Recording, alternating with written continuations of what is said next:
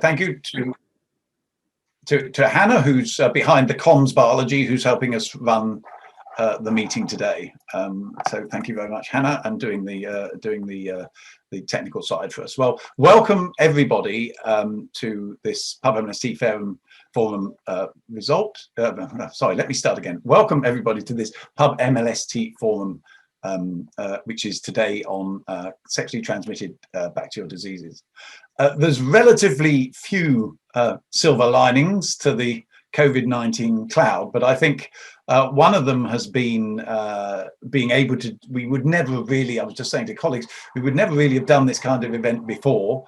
And I think this is something now that as we move, hopefully, over the coming year into a post-pandemic situation, we will keep going. But the ability to have these sort of short meetings with high attendance from all over the world has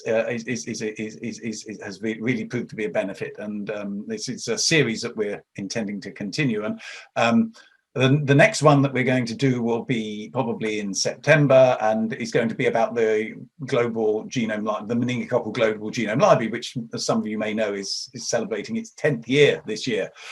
So that's genomic surveillance for meningococci has been going on for 10 years. This is a particularly interesting event because our previous events have either been about the technology or about individual types of organisms, but this one, which Adil's put together, is slightly different in the sense that we are concerned with a collection of diseases. And I think one of the important things we've got to remember when we're dealing with clinical problems is that often clinicians have to deal with multiple organisms which may have very different biologies and behave differently. I think the PubMLST databases provide us a way of tackling more than one type of pathogen. And although the biology may be quite different and some of the analyses may be quite different, the overall approaches that we enshrine and the necessity for nomenclature, the necessity for having open access data and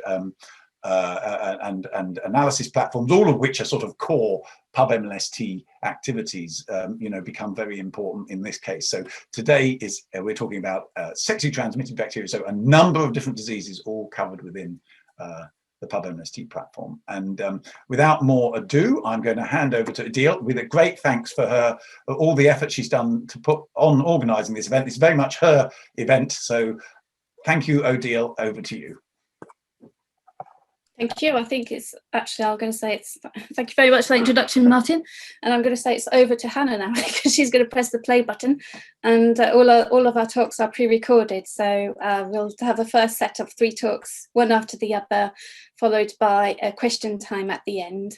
And if you could please put your questions in the chat, write them down in the chat, and we'll answer them in that way.